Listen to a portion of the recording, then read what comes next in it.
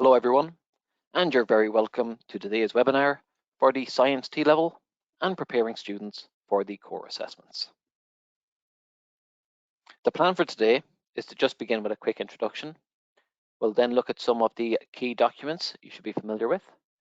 We'll discuss the exam papers, and then a more focus on the employer set project, and finally, to address any questions that you may have. However, please do ask questions throughout this webinar, as we will be addressing them as we go. This session is also being recorded, and you can access the slides that I'm using from the handouts section of the GoToWebinar control panel. But first, I would like to begin just with a poll to gauge your current confidence with the core assessments. So with the written exam papers, with the employer set project, where would you put yourself at the minute? So at 1 being little to no confidence, and 10 being extremely confident. I'll leave that poll on screen just for about a minute.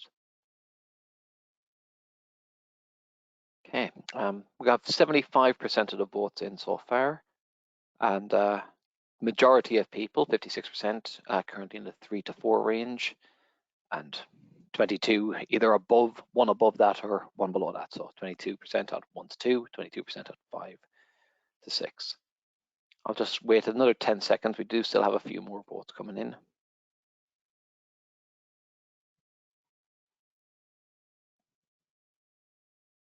Okay, I'm going to close off that poll. Thank you for those who voted there. So this is where we're looking at the minute. So 20% 1 to 2, 50% in 3 to 4, 30% in 5 to 6. Hopefully after today's session, you will feel a little bit more confident going forward. And we do encourage and want you to ask questions throughout this session so that we can best support you. But first, just a quick introduction. My name is David Kiernan, and I work in the provider development team at NCFE.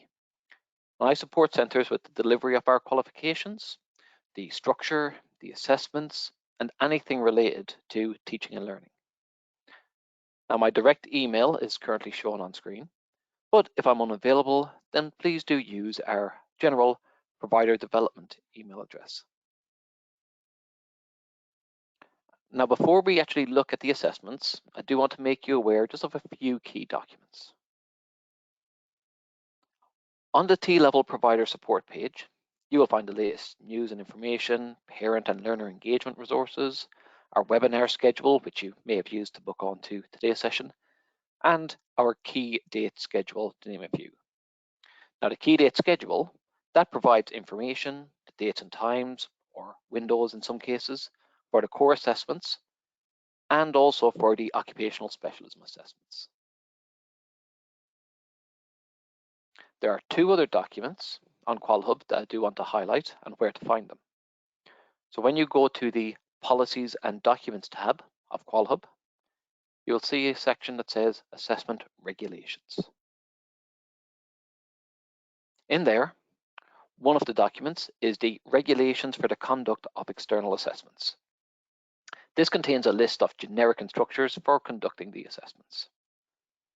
Now, the second document is one that teachers, as well as administrative staff, will find useful, which is the QSID, the Qualification-Specific Instructions for Delivery. This provides information about specific qualifications, such as the Science T-Level. For example, it lets providers know aspects like if computers or internet access is needed, if the assessment is online or paper-based, if it's invigilated or supervised, etc. Now, one other thing that the QSID will also make you aware of is that when sitting the core assessments for the first time, it must include the exam papers and the employer set project in the same series. So if you are having students sit this in the summer of this year, summer 2022, it has to be the exam papers and the employer set project that they sit for the first time in summer 2022. But when it comes to resets, students can sit the employer set project by itself or the exam papers by themselves, or it could be both of them reset together. But please note that any exam paper resets would include both exam papers. and we will actually move on to discuss the written exam paper assessments now. So there are two exam papers that students will be sitting. Paper A covers Section A of the specification, content on working in the science sector, regulations and legislation, health and safety, managing data, good scientific practice, etc. Paper B covers Section B of the specification, the scientific knowledge and concepts of biology, chemistry, and physics. Both papers last 2.5 hours, and there is a digital on-screen option available, as well as the traditional paper-based assessment. The exam papers consist of 3 assessment objectives. Assessment Objective 1, or AO1, is about the recall and demonstration of knowledge. And these are more multiple choice and short answer style questions. AO2 is the application of that knowledge, which can be questions where students are presented with information, scenarios, case studies, etc., and have to apply their knowledge to that question. And then AO3 is being able to analyze and evaluate information. So these are higher demand questions. And in these types of questions, students could be asked to determine the implications or impacts or outcomes of the action described in the question. Some questions can be brand new situations that the students would be unfamiliar with, but they would possess the necessary knowledge to use and apply to that given question. The exam papers are split into 4 sections. The beginning of each section will start with the lower demand style questions, with an increase in demand towards the end of the section. And you should use this information, along with any formative assessment activities you've done, to support and advise your students on revision. For example, if students struggled with some of the Section A content on health and safety, then this can be a focus for their revision. You could also advise said student to leave Section C of Paper A for last, which is regarding health and safety, and to tackle the sections of the paper that they're much more comfortable with first, in order to build up their confidence. Another consideration, and something you should make your students aware of as well, is the number of marks per section. So students shouldn't be concerned if they feel they're spending more time on Section A of Paper B, for example, since that section is worth 45 marks when compared to the 18 marks to 27 mark range for the other 3 sections.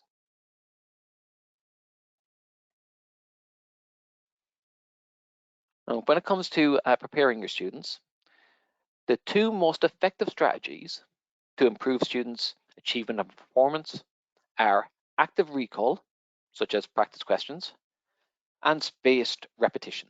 So revisiting or asking questions on a topic after a period of time has already passed. Now you can actually use the specification to develop questions for your students.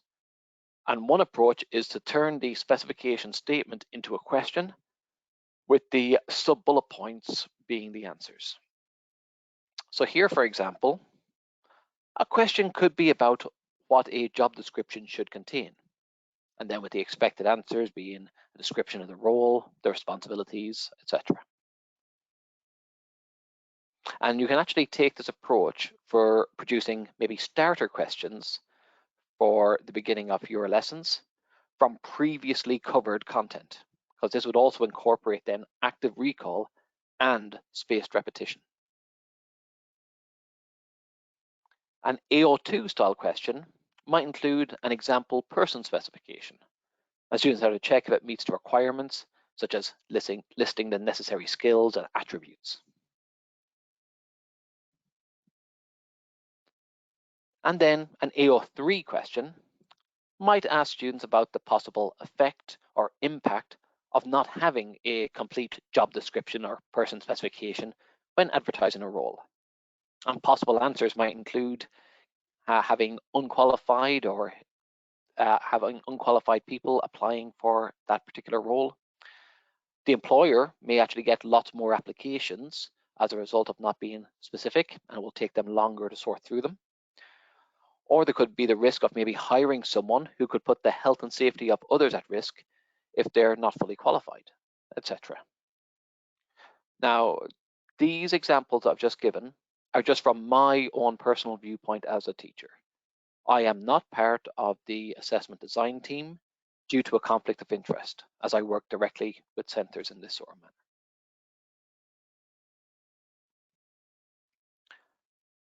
Now, another approach can be for students to generate their own questions, their own case studies and scenarios. As research has shown that student-generated questions can have a positive impact on performance.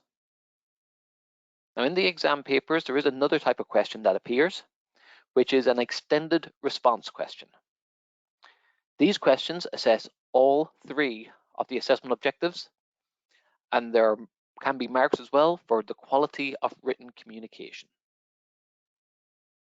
So it might be useful for these types of questions to provide students with a sort of structure or template or writing frame to support them in addressing them. Now, here's an example, but this may not be applicable to every extended response question. So it gives students three separate headings or questions that they're to answer, beginning with write down the knowledge needed to address this question. So AO1, assessment objective 1. Then, how does that specification knowledge apply to this question? Assessment objective 2. And then finally, what could potentially happen as a result? Assessment objective 3. So just would like you to spend a few minutes now sharing your ideas for revision, activities you do, technological tools possibly as well, because I do want you to be involved with this. So in order to add things to the word cloud, you can either scan that QR code, go to slido.com and enter that number there, that 296791. Or for easiness, I've just put that link directly into the chat. So you all should be able to click on that link and access that word cloud. So either scanning the QR code, clicking on the link I've shared, or slido.com. So I'll give you a few moments just so we can get your thoughts and ideas for this. Okay, so we can certainly see which strategies are definitely more popular, and absolutely practice paper, practice questions, and so on definitely do help with this. We can see some other examples on there. It is changing as people are putting different tasks in. So starter activities related to topics, any retrieval type activities, quizzes, topic tests, make ESP project. I'm guessing that must be using some parts of the employer set project. Employers involved in task creation, low stakes quizzes, experiments requiring recap knowledge, interactive NCFE resources, mock papers, T-level textbook or revision guide for them. Okay. Right then, just going to move on to the next aspect, which is the employer set project. So most of this webinar, as you can tell already, we're just 15 minutes in. The majority of it has been dedicated to the employer set project, as that seems to be the main area from consultation with centres that guidance will be needed around. But by all means, please do put questions into the question box of the GoToWebinar control panel. And before I start speaking about the employer set project, I'm just going to have a quick check. No questions at the minute regarding the core papers. Okay.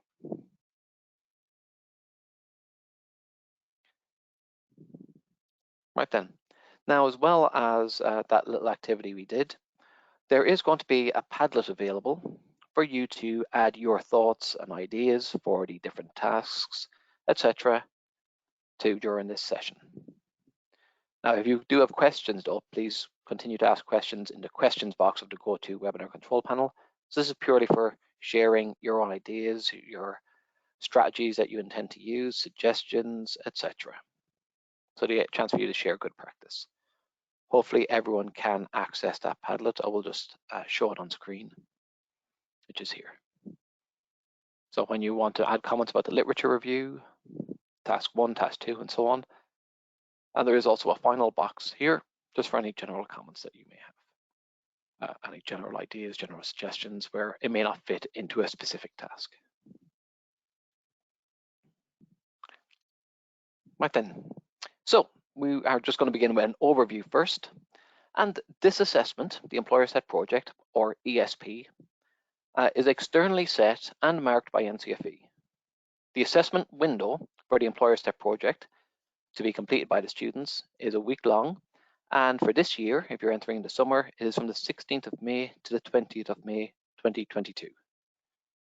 There are 3 different Employer Set Project briefs that students can sit, but it would be best if they sat the one which is the same as the occupational specialism they'll be doing in year 2. And the purpose of the Employer Set Project is for students to apply their knowledge and, most importantly, being able to demonstrate the core skills. The tasks need to be taken in scheduled, supervised sessions, and students can only have access to the assessment materials within those supervised sessions.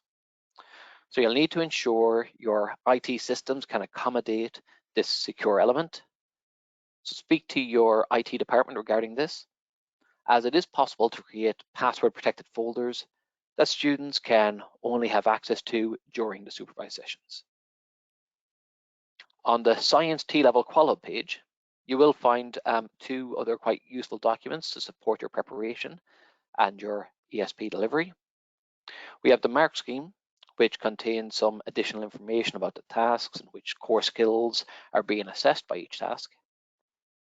And the other document is a provider guide, and this gives you support with each individual task and the requirements. These are the assessment objectives that is assessed by the Employer Set Project. And I'll not go through each of them in turn, but I will highlight just AO2, being able to apply core knowledge and skills to the development of a scientific project. So this assessment objective accounts for approximately, just rounding up ever so slightly, 47% of the overall Employer Set Project weighting.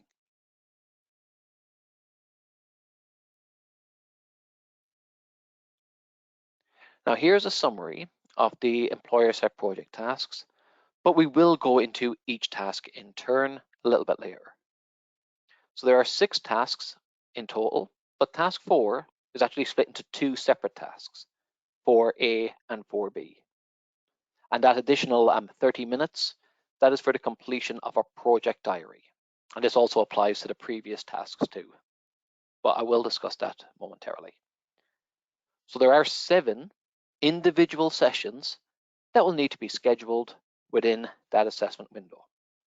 And the total time required is 18 hours. Now, just before I do look at each task in turn again, I want to make sure that I'm checking this question box. In terms of performance, someone's asked about, will students be able to fill those in digitally? Indeed, and pretty much all the evidence that students will be producing for the Employer Set Project will be digital based, because when it comes to submitting that work, that's how it will be submitted to. Even if they do stuff that's handwritten, that would have to be scanned in so it could be submitted to us digitally. So yes, indeed.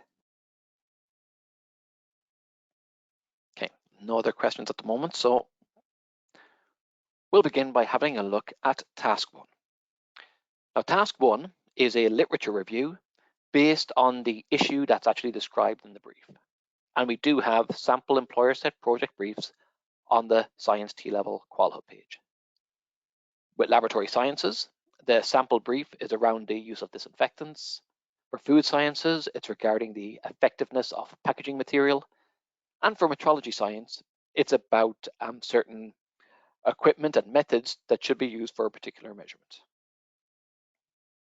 Students should justify why they've chosen specific sources and rejected others, as we will provide students with a database of sources to allow them to produce their literature review. So students will have to consider how reliable the sources are with an explanation, how relevant the sources are to the issue described in the brief, etc.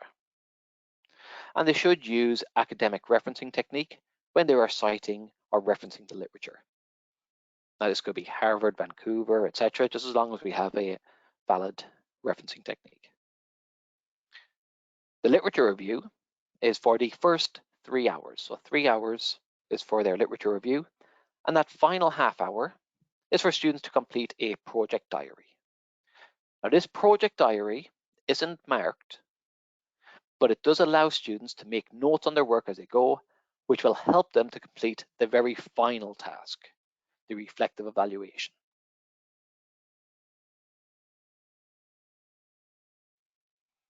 Now, while there isn't any exemplars or model students' work for the employer step project, the laboratory sciences occupational specialism assignments in year 2 does have some similarities to the employer step project tasks. So these are synoptic assignments for the occupational specialism. There is exemplification material showing what a pass and distinction standard is. And the laboratory sciences assignments do include aspects like a literature review, writing a method or standard operating procedure, a SOP for a experiment or investigation, analysis of data, etc. So you could use and adapt these for preparation use.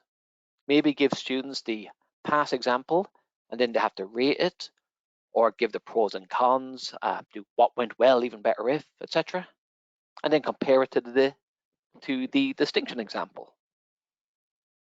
So this could be useful for helping to prepare your students. Task 2 requires students to use their literature review from task 1 to produce a plan to investigate the issue that's actually described in the brief. Now, each of those briefs, the laboratory sciences, food sciences, and metrology sciences, have their own specific issue. And students will need to consider the types of literature available and the suitability of each source to determine the most suitable method for the problem being described. They should consider how they will investigate the issue, what strategies or approaches to take, the data that they actually need to collect, and how they're going to collect that data as well. There's also a risk assessment, and there is a template provided within the provider guide. Now, I would suggest using this risk assessment form and guide right now, if you haven't done so already, with your students for any sort of practical or experiment or investigation that they're doing, so that they can get used to it. And again, the final half hour of this is for students to complete their project diary. So I'm going to get ready to move on to task 3. I'm just having a quick check if there are any other questions at the moment. Not at this point. Okay. Remember, please do put those questions in if there's anything you want clarity on. For task 3, NCFE will actually provide students with a data pack for them to analyze. It probably won't be feasible, depending on your class size, resources available, etc., for students to actually carry out the investigation they planned, which is why we will provide that data pack for students to analyze. So they will need to decide which statistical technique will need to be applied to the data, present the data in suitable forms as well, so that might be graphs and charts, and justify any conclusions that they have drawn. And this analysis of data will take, again, 3 hours, and that additional 30 minutes is for the completion of their project diary. Now remember, just to reiterate, that project diary, it's not marked. It is purely to allow students to give them support for completing the final task of task 6. Now task 4 has been split into 2 separate tasks. Task 4A is the creation of an A2 scientific poster. Now this poster can be handwritten or drawn via computer-based methods, or a combination of both approaches. So students should use the information from the previous tasks to help them complete this and include aspects like the purpose of the investigation and what the issue being addressed is, their data analysis, any relevant graphs or charts, and the conclusions they've made. So again, I'm just going to check for any questions that have come in before we get on to task 4B. So question here, will this information be available to us after this webinar? So if so, where could we get it from? So yes, this session is being recorded, as I mentioned. The link you use to register on today's webinar will become a view recording link. And as well as that, it will be added to our YouTube channel as well. So, and we do actually have a specific playlist for T-levels as well. So it will be added to that specific playlist as well. And in case, Donna, you have to leave early, for example, please do grab the slides right now. So in the handout section of the GoToWebinar control panel, you should be able to download and grab those slides. I'm not seeing any other questions right now. So I'll just move on to task 4B. So this task is the actual presentation of the poster they created to the tutor. So this presentation task is to last 1 hour, but that hour also includes rehearsal time for the students if they need it. And that rehearsal time would be actually in a separate room conducting, excuse me, allow me to start that again. So that rehearsal time would actually be in a separate room without any other students around, but they would still be supervised while rehearsing. Just it would be done independently, no other students present in that room to allow them to rehearse. Once they've done the rehearsal, then it's conducting the presentation to the tutor and addressing any questions and answering any questions that the tutor may have. When it comes to the questions, if any do need to be asked, then you have to be careful that they're not leading or guiding questions for the students. They should be more open-ended questions, such as, can you clarify what you meant by X? And not questions like, what would happen if X was changed to Y? Now, as well as the poster being submitted as evidence, an audio-visual recording of the presentation will also be required.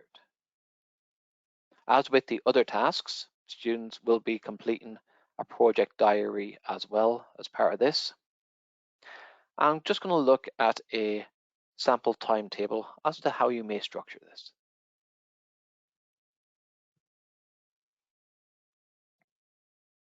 So here is a sample timetable for, I've just put 5 students on here. And let's say Tommy is to begin at 9 a.m. And Tommy does want some rehearsal time, so he's got in a room with no other students in that room, just someone there is there supervising him, and I'm giving him 30 minutes to rehearse. Then at 9:30, he goes into a second room to carry out his presentation. So in the second room, I will have my recording equipment set up and he can present to the tutor. And when Tommy goes to do his presentation at 9:30, this is when Mary turns up. And she arrives at 9:30 to begin her rehearsal. When Tommy is finished with his presentation at 10 a.m., it will be Mary's turn, and so on.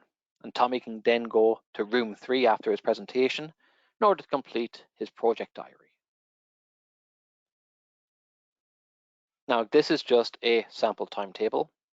You need to decide what works best for your center and students and how many staff you have. This could be done twice as quick if there's more staff available. And this timetable as well is very much an idealized situation, shall we say. So you may want to account for this, as things may not run that smoothly or as timely. For example, use separations of 40 minutes rather than the bang on 30 minutes that I've shown in that example. Okay, so 2 final tasks remain, but I'm just going to check if there's any questions.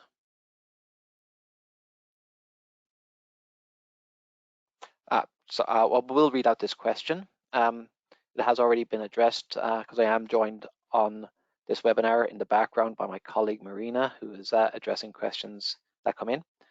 So, and quite right, it's not a silly question at all, this one. So when you say presentation for task 4, is it a PowerPoint or one sheet? So task 4A is the creation, that presentation is the A2 scientific poster. And task 4B is just their presentation of that poster to the tutor. So it's not a separate one. So that is that creation of that scientific A2 scientific poster. That's what that presentation is. And it is quite a useful task. My own background, as some of you may know me, is teaching.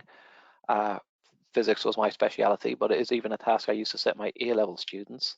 And as soon as they got into university, some of them would email me saying, sir, our first task was to do a scientific poster. So it is a very useful one, because all of the tasks on here have actually had input from employers. That's where it got its name, employer set project, to try and make them as realistic as possible.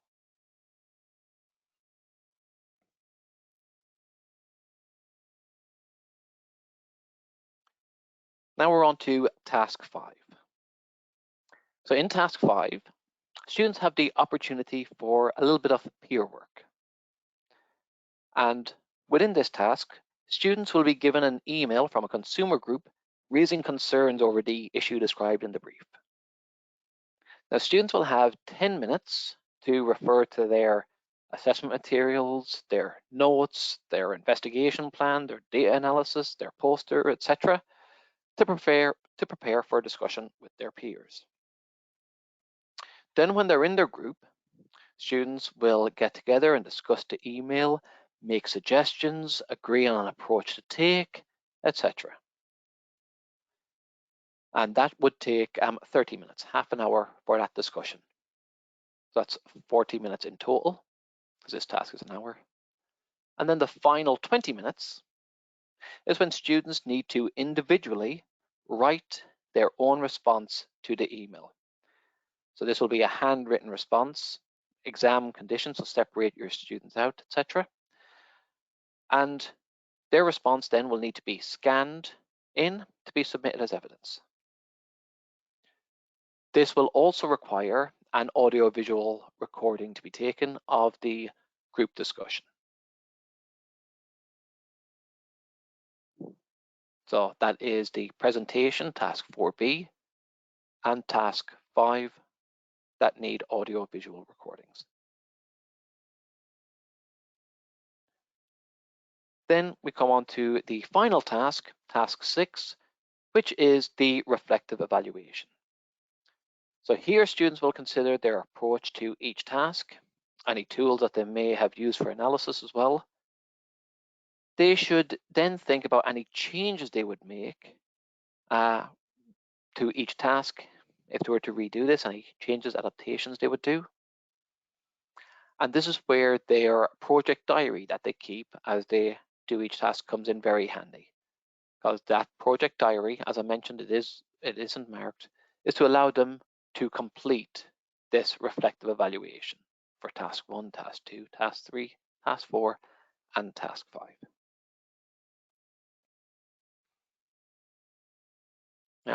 Just before, I will show a full timetable for how this could possibly be scheduled, but I'm just going to see if there are any further questions that come in.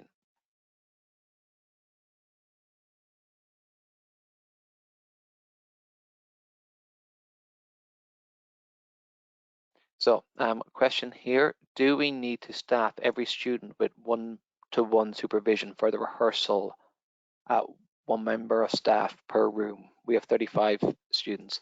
So Catherine, in terms of that one, the rehearsal bit, like I said, that 1 hour does allow for rehearsal if it is required. Yes, students do need to be in a room independently, so no other students around, and just with someone there to supervise them. This is why I suggested breaking it down in terms of having set times at which students come in for that aspect to try and relieve that burden. So you don't have to have 35 students all in at exactly the same time, therefore 35 members of staff supervising. The reason that students need to be there independently, when they're presenting, they're probably going to be speaking out loud, seeing their work and so on. If there are other students there hearing what they say, what they're going to present, obviously then that wouldn't be a perfectly fair assessment. So that is why it would have to be. And another question here, would exam invigilators be used for this? Absolutely not. No, it's supervised conditions. So not invigilated, it is supervised. So it can be the tutor, the teacher, members of staff. That is absolutely fine. And I see another question there about is there a need for an invigilator? No need for an invigilator. And in terms of that presentation, yes, good. I'm glad that answered it. And over a number of days. Yes, sorry, Catherine. Yeah, so you can have the presentation element take place over a full, well, I'll show you my example timetable actually in a minute. Again, your center is going to, I won't know all the specifics and details about your center, rooming, staff allocation, etc. For example, if we took the rehearsal bit and supervising students, it doesn't necessarily have to be anyone from the science department that supervises the students. If there's availability from other departments for someone else to supervise the students, that could be fine as well. That's the useful thing about it being supervised as opposed to actually invigilated.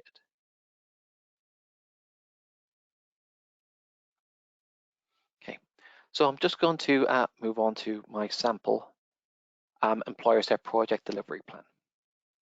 So here we have the week that the employer-set projects to be delivered on. And again, this is just a sample timetable. You'll have to work out what's best for your center and so on.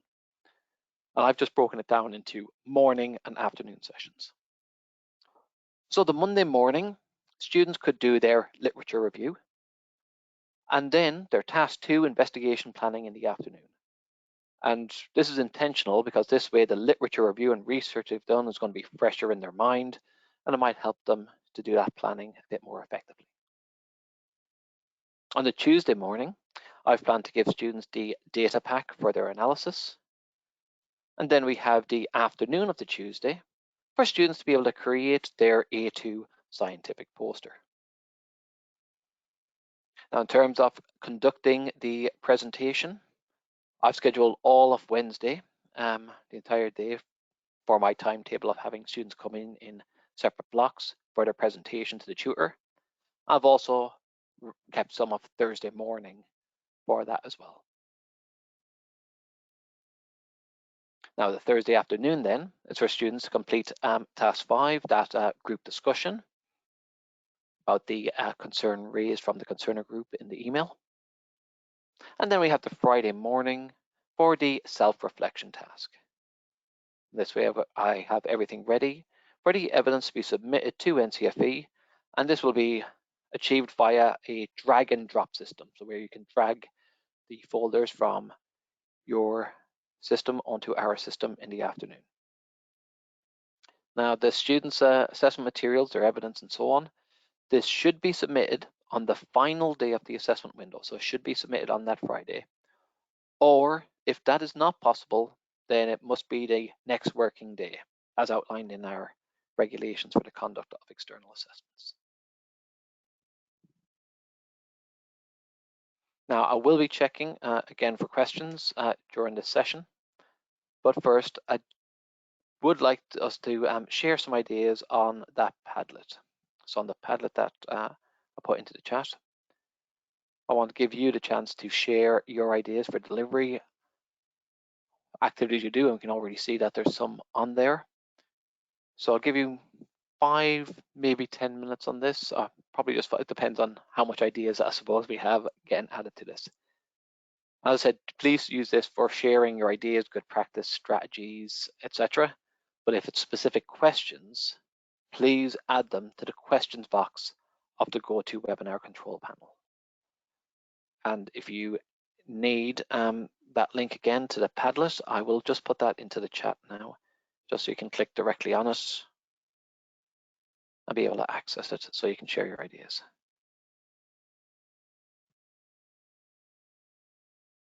So where do the exam documents need to be sent? Will it be tutor's responsibility or colleges?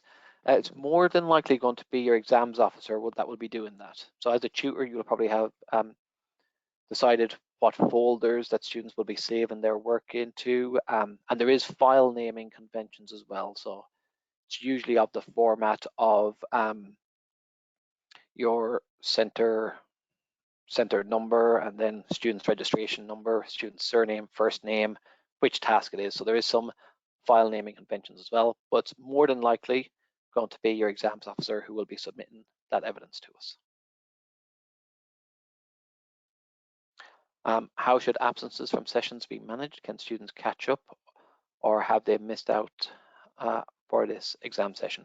So I would, in your planning, students can absolutely catch up on any aspects that they missed.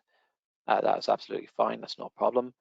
I would try and make sure that students are all at the same sort of point when it comes to like task 5, that group discussion, because that would be, that's the only one where if students fall behind, it could impact on how well they can move forward.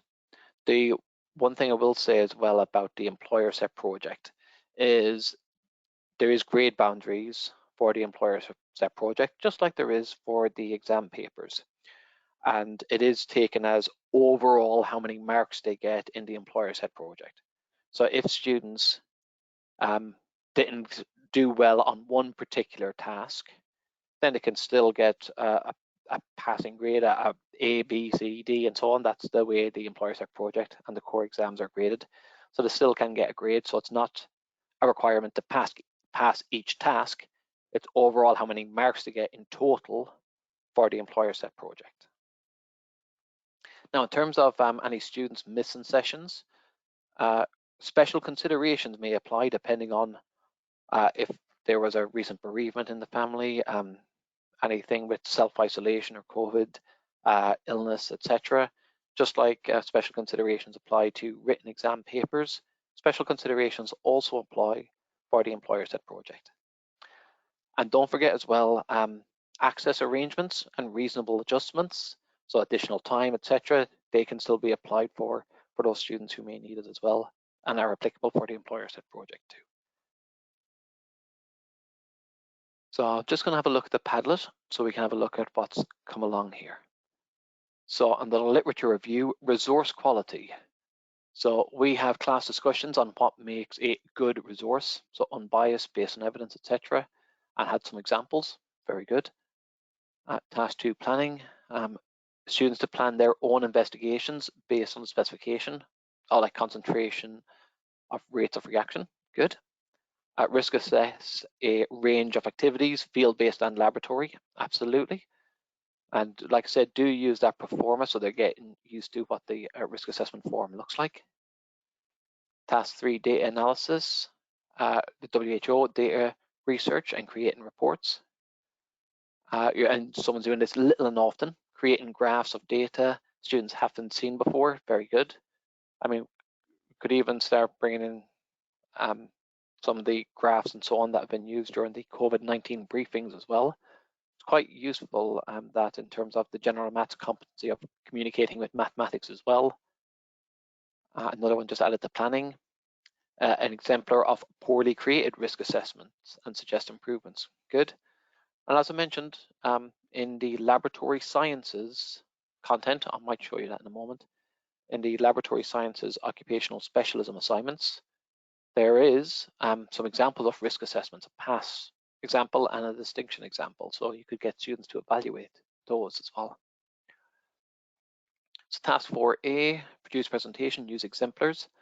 So view exemplar posters as a class and critique, so students get an understanding of best practice, absolutely. And in fact, if you ever are arranging any like university visits or even to like scientific industries and so on, you probably will see examples of scientific posters up on the walls. So task 4B, conduct presentation. So practice presentation for class projects, absolutely. Range of presentation styles, some with PowerPoint and no text, good. Remember the presentation bit, the conduct presentation, that presentation is of the scientific poster. Task 5, group discussion, discussions in class providing feedback. Yep, scenarios and frameworks to scaffold discussions. Very good. I would be interested in seeing those scaffolds as well. That sounds really good. Task 6, self-reflection. So reflect on projects and presentations in the class. Good. Reflect on performance of Dragon Den group tasks. Very nice. And some general comments. Make a full employer set project so students can have an investigation / open book ESP mock. Absolutely. And remember, we do have 3 on our on the Science T-Level Qual Hub page. And students will be able to do laboratory sciences, metrology sciences, or food sciences, as it only assesses the core knowledge and core skills. So they don't need to have done any content from the actual occupational specialism. And performers, get students to use performers in class to get them used to the format. Excellent. Right now, let's see if there's any others added as I was scrolling across. Excellent. Right then, what I would like to do now is just to finish off with that same poll question I asked at the beginning. How confident do you feel? So again, the same sort of scale, 1 being little to no confident, 10 being extremely confident. So you should hopefully see that poll on screen. I will still continue to ask questions, check your questions and address them as we go as well. But if you just complete that poll, that would be appreciated. Okay, I'm going to leave this open for another 10 seconds or so. But we've got 63% of the votes in. I'll just close off that poll now. There doesn't seem to be any change in that. Okay. So we definitely have more people in the confident bracket of 5 to 6, and some 10% up to 7 to 8 and 9 to 10. Excellent. There is still, I can see 10% of people in the 1 to 2. Please ask the questions in the question box. We want to make sure you're supported, that you feel confident going forward at delivery, and so on. And I can see that one of the questions that have come in here is regarding the statistical test. So I probably will go back to that slide. Do the students need specifics of how to do statistics? So being able to actually perform these methods, or can statistical program, does that have to be done in like Excel, etc.? So I'll just go back a couple of slides to the elements where the statistical analysis was actually discussed, just so I can show the ones that students will need to be able to view. Just in case you weren't familiar with these. Excuse me, PowerPoint's frozen a little bit. Let's try and get back to this one.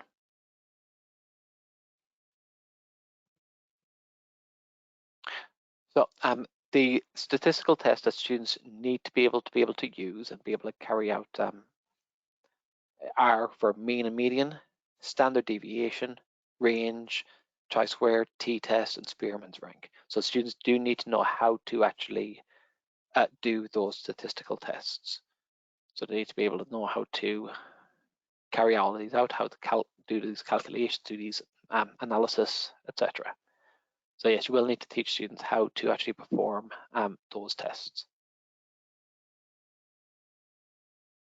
Okay. Just some other questions that have just come in. Sorry, I'm having to scroll through them just so I can pick them up. Some questions are repeated. I want to make sure I address them. So someone asking about the those occupational specialism assignments and that I mentioned that are similar to the employer step project, whereabouts are they?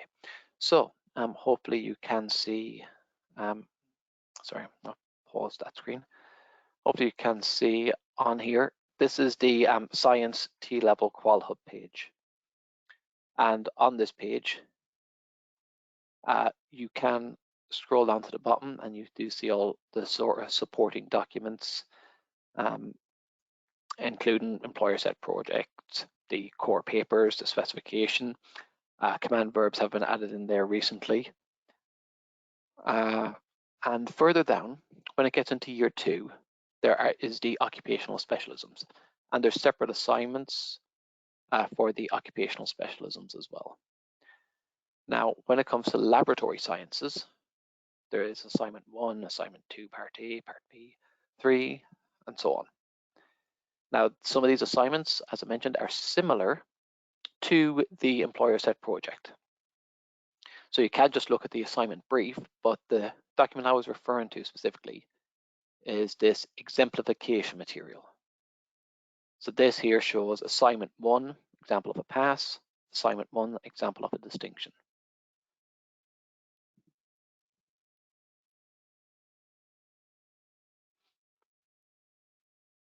Here is the pass example. So it describes the task and this shows the student evidence. So task 1 is about a literature review. So here we can see carry out a literature search to determine suitable sources, interpreting results, and so on. And here we have examples of the student's evidence. So here this is the pass example I'm showing here. Student's evidence on here for the pass. And task 2, about a standard operating procedure, doing a method. And here we have their method, procedure, equipment, and so on. The protocol is put here, their steps, the analysis, their risk assessment on here, and so on. So you could get students to sort of review that, so they see what one's like, and then maybe compare it, as I was mentioning, to the distinction example. So just open this distinction one.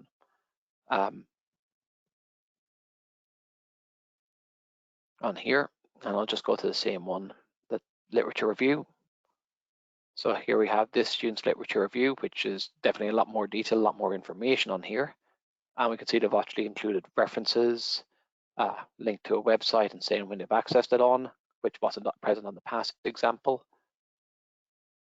Standard operating procedure as well, the purpose of it, seems to be a lot more equipment listed there. The number of steps, calculations is included in there as well.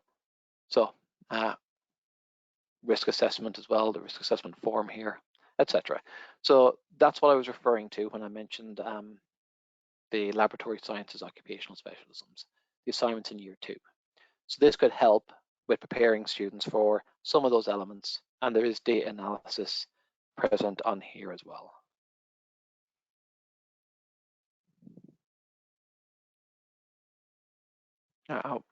Now just